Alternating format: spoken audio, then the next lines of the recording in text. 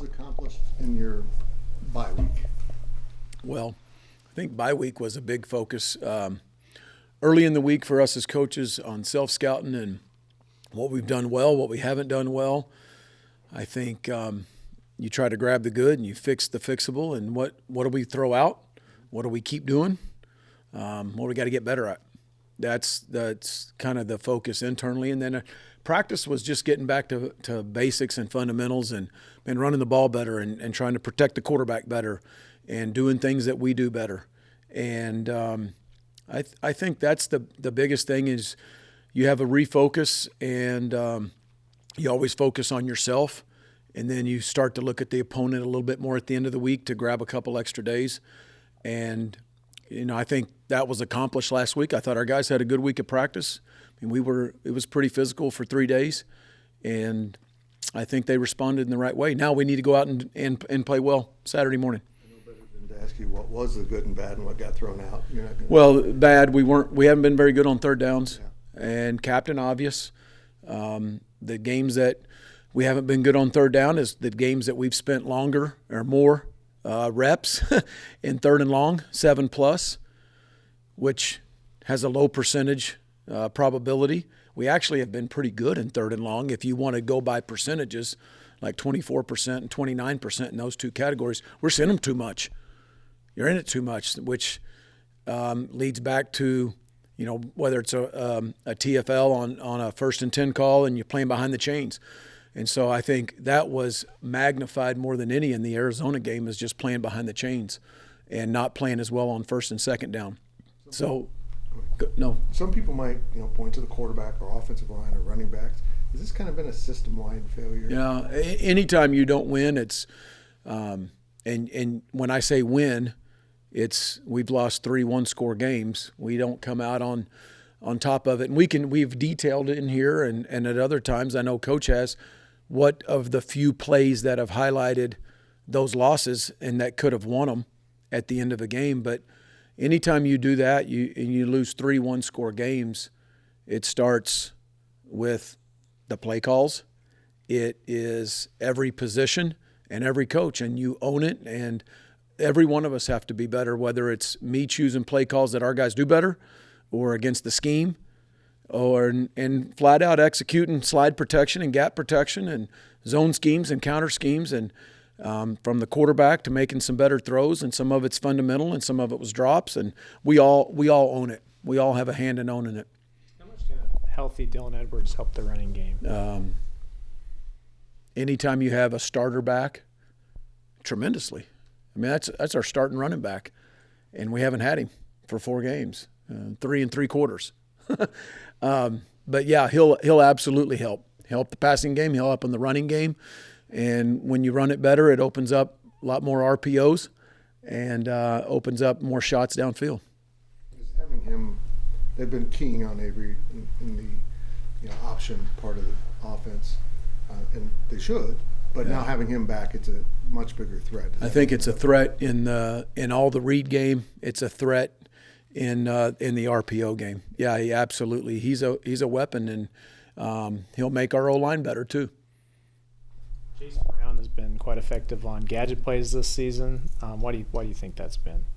Well, if you can scheme it to where he's out in the field and in the middle of the field and opening up, he's fast. He's really fast, and I think at times that when those have presented themselves, our guys have done a really good job blocking for him, and those things have been set up, and he takes advantage, uses his natural ability.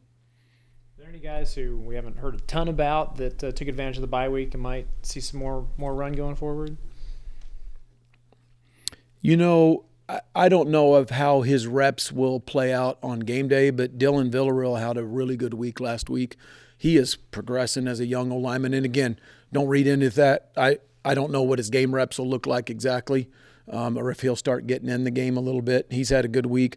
I think I would probably say I thought I saw some improvement. I'm thinking of younger guys maybe. Gus Hawkins had a good week.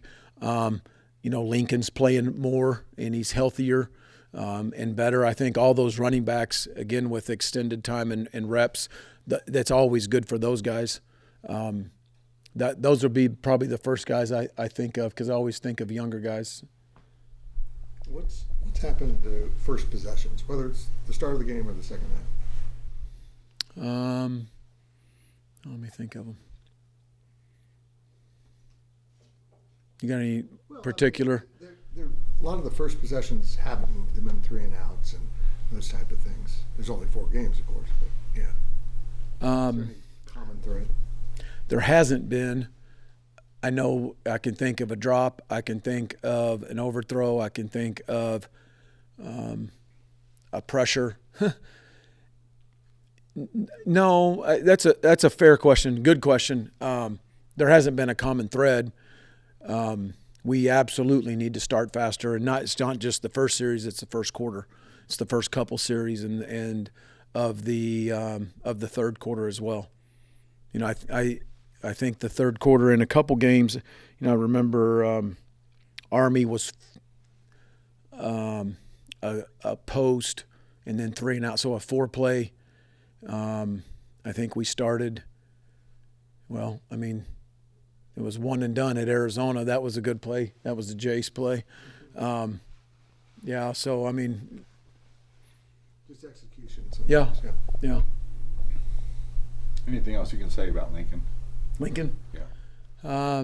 You know, he's a talented kid that, you know, I think when he got here this summer, I wish he'd have been here in January, but when he got here this summer, the guy worked extremely hard in the spring of learning, you know, just playbook and terminology to get here in the summer and jump right in. And then unfortunately got hurt, you know, right there at the beginning of training camp after just a handful of practices. I don't remember exactly how many, but not very many. And then he was out for a month. So a long time, and that's a developmental. I mean, he didn't have spring ball, so a developmental. And so credit to him for just the last 3 or 4 weeks of getting back on the field and learning everything that we do with those tight ends. And, you know, he played, I think, 13 snaps-ish, something like that. Friday night, I see that in his future, if not increased. But he's got a role, catches the ball really well. And he's, you know, I think he's learning how to block. He's just a true freshman out there blocking. Didn't do that much out in Goodland. With that said, is his future as a tight end or a receiver? At least immediate future. You got a good tight end here already. Just playing. You know, we flexed him out, but there's a lot of things that you can do with him, from inline to flexing out and free releasing him, and he's getting better blocking. So I think his versatility gives us options. Chris said he wanted you and Joe to stick around last week just so we could talk strategy, hang out, schematics. Yeah, hang out at his house, whatever.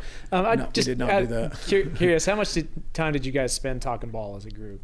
All week, all the way. I left the building at 3:00 on Friday to head to a high school game out of state, and so early that morning all the way to 3, but Monday through 3:00 on Friday we did. So all week.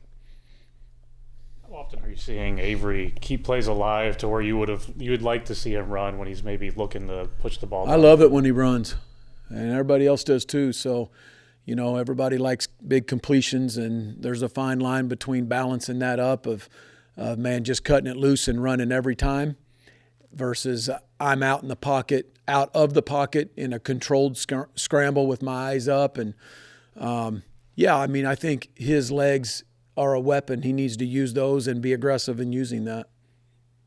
Anything else?